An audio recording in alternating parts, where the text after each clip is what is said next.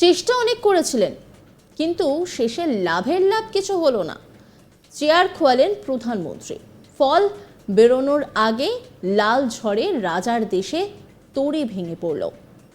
লড়াই করেও শেষমেশ হার স্বীকার করে নিলেন প্রধানমন্ত্রী। 14 বছর পর পালা বদলের পথে হাঁটতে চলেছে দেশ। বিরাট সংখ্যাগরিষ্ঠতা নিয়ে প্রধানমন্ত্রী কুর্সিতে বসতে চলেছেন নতুন প্রধানমন্ত্রী। হতাশাজনক এই ফলাফলের পরই পরাজয় স্বীকার করে নিয়েছেন ঋষি সুনাক। তিনি এই ফলাফলে দুঃখ প্রকাশ করে দায় নিজের কাঁধে তুলে নিয়েছেন। একই সঙ্গে অনেক কিছু শেখার আছে বলে মন্তব্য করেছেন বিদায়ী এই ব্রিটিশ প্রধানমন্ত্রী।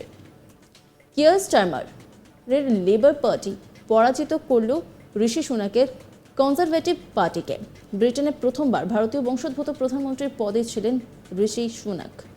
বৃহস্পতিবার অর্থাৎ 4 জুলাই ব্রিটেনের সাধারণ নির্বাচনের ভোট গ্রহণ শুরু হয়। শুক্রবার ভোর থেকে ভোট গণনা শুরু হয়েছে, আর এরই মধ্যে ঋষি সুনাক নির্বাচনে পরাজয় স্বীকার করে নিয়েছেন, কারণ প্রতিদ্বন্দ্বী লেবার পার্টি ইতিমধ্যেই 326 আসনের অর্ধেকের বেশি অতিক্রম করেছে। এক্সিট পোল জানিয়েছিল ক্ষমতা হারাতে চলেছেন ঋষি সুনাক। 14 বছরের কনজারভেটিভ পার্টির আমল এবার শেষ হতে চলেছে। সেই মতোই ব্রিটেনে এক্সিট পোলের সমীক্ষা মিলে গেল। পরাজিত হলেন ঋষি সুনাক। হার স্বীকার করে ঋষি বলেন, আমি দুঃখিত, লেবার পার্টি এই নির্বাচনে জিতেছে। তিনি আরও বলেন, স্টারমারকে ফোন করে তিনি অভিনন্দন জানিয়েছেন। লেবার পার্টির নেতা কিয়ার স্টারমার বলেছেন, ভোটাররা ঘোষণা করেছে যে তারা পরিবর্তনের জন্য প্রস্তুত। স্টারমারও তার আসন থেকে নির্বাচনে জয়ী হয়েছেন। দলের বিজয়ের পর তিনিই হবেন দেশের পরবর্তী প্রধানমন্ত্রী। ভোট গণনার প্রাথমিক ফলাফল অনুযায়ী লেবার পার্টির নেতা কিয়ার স্টারমার প্রধানমন্ত্রী হওয়া নিশ্চিত বলে মনে হচ্ছে। সেই সঙ্গে পরাজয়ের আশঙ্কার মধ্যে আগামীকাল প্রধানমন্ত্রীর পদ থেকে ইস্তফা দেওয়ার ঘোষণা দিয়েছেন ঋষি সুনাক। জয় নিশ্চিত বুঝে স্টারমার জাতির উদ্দেশ্যে বক্তব্য রাখেন। বলেন, আমাদের রাজনীতিকে জনসেবায় ফিরিয়ে আনতে হবে। দেখাতে হবে যে রাজনীতি মানুষের ভালো করার জন্য একটা শক্তি।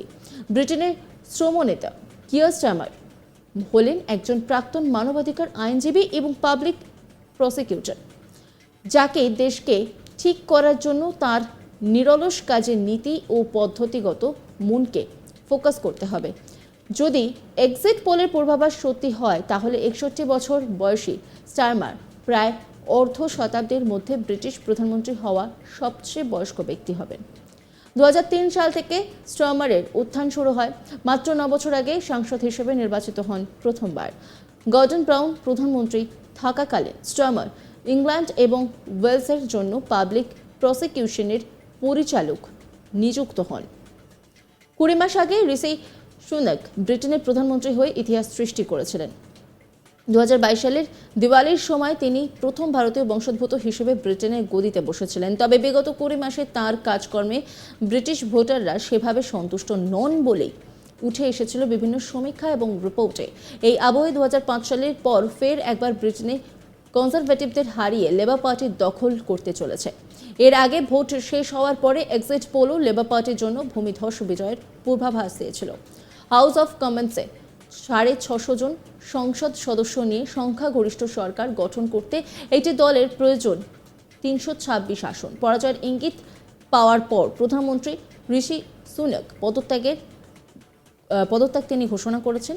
যদি এক্সিট পোলের অনুমানগুলো বাস্তব ফলাফলে রূপান্তরিত হয়, তবে লেবার পার্টি বিপুল সংখ্যাগরিষ্ঠতার সঙ্গে ক্ষমতায় ফিরে আসতে পারে এবং কিয়ার স্টারমার ব্রিটেনের পরবর্তী প্রধানমন্ত্রী হতে পারেন। যুক্তরাজ্যে ভোট গ্রহণ শেষ হওয়ার সঙ্গেই ভোট গণনা শুরু হয়েছে। তবে 650 আসনের সংসদে কে স্পষ্ট বিজয়ী হবেন তা প্রকাশ করতে আরও কিছুটা সময় লাগবে।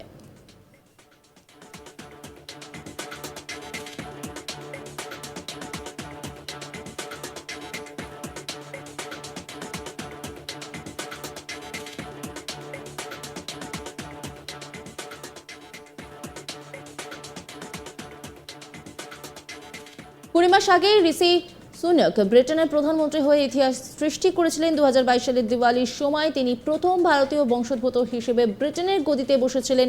তবে বিগত 20 মাসে তাঁর কাজকর্মে ব্রিটিশ ভোটাররা সেভাবে সন্তুষ্ট নন বলেই উঠে এসেছিল বিভিন্ন সমীক্ষা এবং রিপোর্টে। নজর রাখুন আজ তাক বাংলার ইউটিউব স্ট্রিমিংয়ে।